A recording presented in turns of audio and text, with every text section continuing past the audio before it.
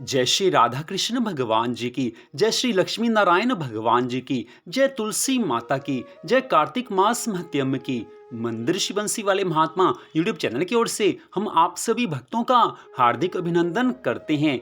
आज तक आप कार्तिक मास महत्यम के अध्याय 1 से लेकर अध्याय 10 तक की कथा को हमारे चैनल पर सुन चुके हैं। तो आज हम आपको सुनाने जा रहे हैं कार्तिक मास महत्यम के 11वें अध्याय की परम पावन कथा, कि जिस कथा को सुनकर श्री लक्ष्मी नारायण भगवान जी की, श्री राधा कृष्ण भगवान जी की अनंत कृपा मिलती है, तुलसी माता की अनंत कृपा मिलती है।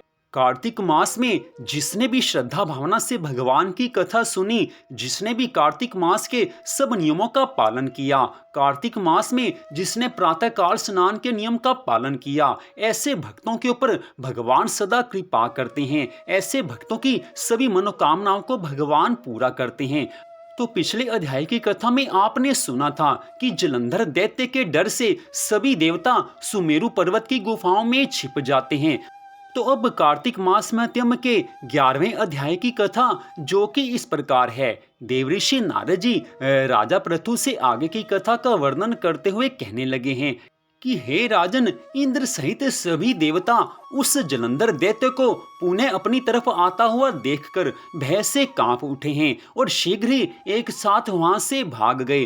प्रजापति को आगे करके वे सब भगवान के वैकुंठ धाम में गए हैं और फिर प्रजापति सहित सभी देवता प्रणाम करके श्री हरि विष्णु भगवान जी की सुंदर स्तुति करने लगे हैं। सब देवता कहने लगे हैं, हे ऋषिकेश, हे महाभाव, हे भगवन, हे मधुसूदन, हे देव देवेश, हे सर्व दैत्य विनाशक, आपको बारंबार नमस्कार है। मत्स्य रूप धारण करके सत्यव्रत राजा के साथ प्रलाब्धि में विहार करने वाले तथा वेदों को लाने वाले मत्स्य रूप हे श्री हरि विष्णु भगवान जी, आपको बारंबार नमस्कार है। समुद्र मंथन के लिए देवताओं के महान उद्योग करते समय मंदराचल पर्वत को धारण करने वाले कच्छप रूप आपको नमस्कार है। मनुष्यों को आश्रय देने वाली इस वसुंधरा को दाढ़ पर धारण करने वाले यज्ञवराह स्वरूप हे भगवान, आपको नमस्कार है।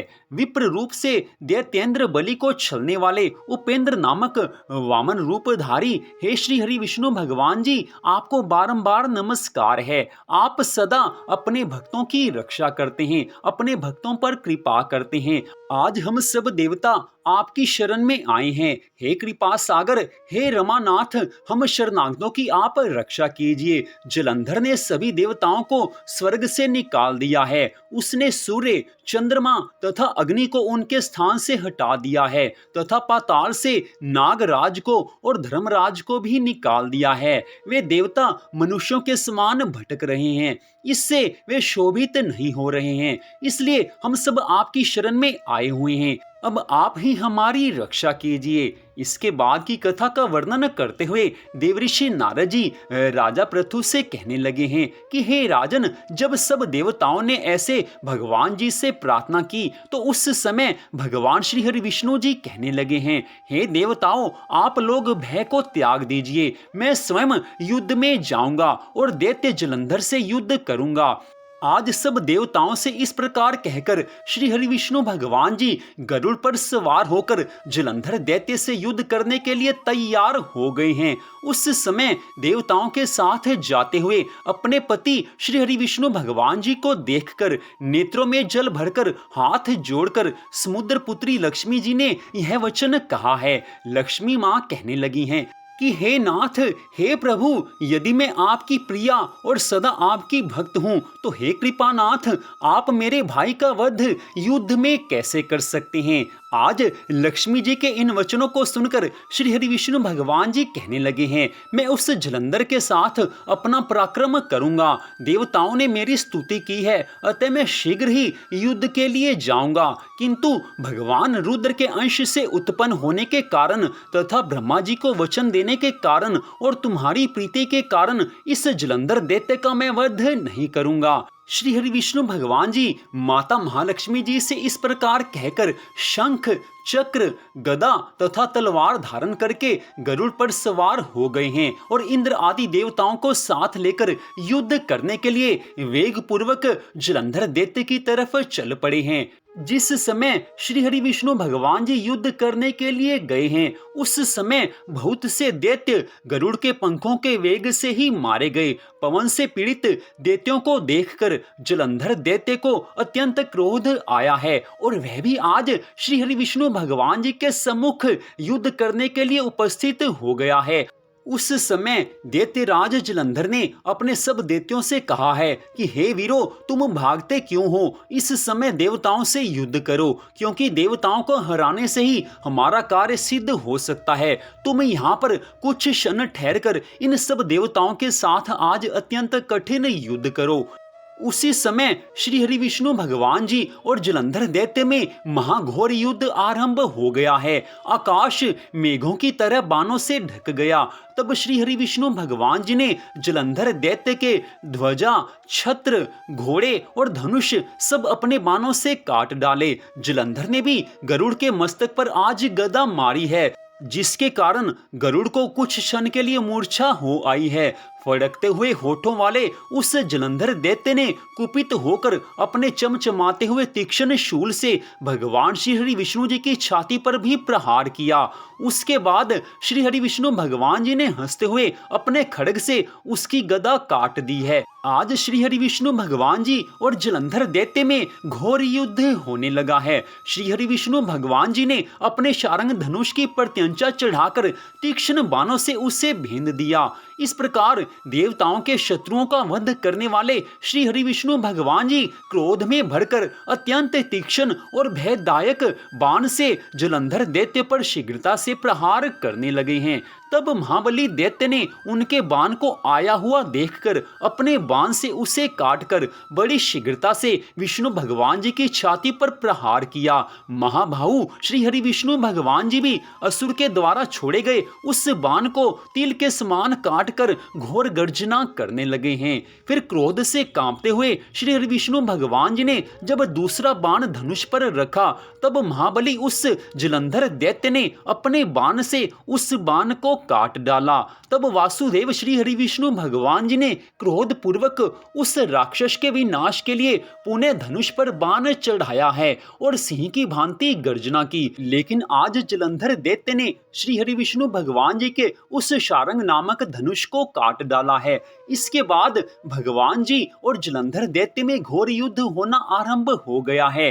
दोनों एक दूसरे पर प्रहार कर रहे हैं। इसके पश्चात देवताओं को भय देने वाला, उग्र पराक्रम वाला तथा महावीर वह जलंधर दैत्य तीक्ष्ण बाणों से भगवान मधुसूदन पर प्रहार करने लगा। तब कटे हुए धनुष वाले लोक रक्षक श्री हरि विष्णु भगवान जी ने जलंधर के विनाश के लिए अपनी विशाल गदा चलाई है। जलती हुई अग्नि के समान विष्णु भगवान जी के द्वारा चलाई गई वह अमोघ गदा बड़ी शीघ्रता से उस राक्षस के शरीर में लग गई, किंतु जलंधर दैत्य उससे विचलित नहीं हुआ है। इसके पश्चात सब देवता आज सोच रहे हैं कि भगवान कैसे आज इसको युद्ध में मारेंगे, क्योंकि युद्ध में ये भगवान के साथ बराबर का युद्ध कर रहा है। लेकिन श्री हरि विष्णु भगवान जी मन में सोच रहे हैं कि मैंने आज लक्ष्मी जी को यह वचन दिया है कि मैं उनके भाई जलंधर दैत्य का वध नहीं करूंगा, इसलिए इसका वध तो नहीं किया जा सकता। इस बात को सब देवता नहीं जानते थे, लेकिन अगर भगवान चाहते तो एक क्षण में जलंधर दैत्य का वध कर सकते थे, किंतु लक्ष्मी जी को वचन दिया हुआ है, इसलिए जलंधर दैत्य का वध भगवान ने नहीं करना है। भगवान तो लीला कर रहे हैं, देवताओं का कार्य भी सिद्ध करना है और माता महालक्ष्मी जी को दिया हुआ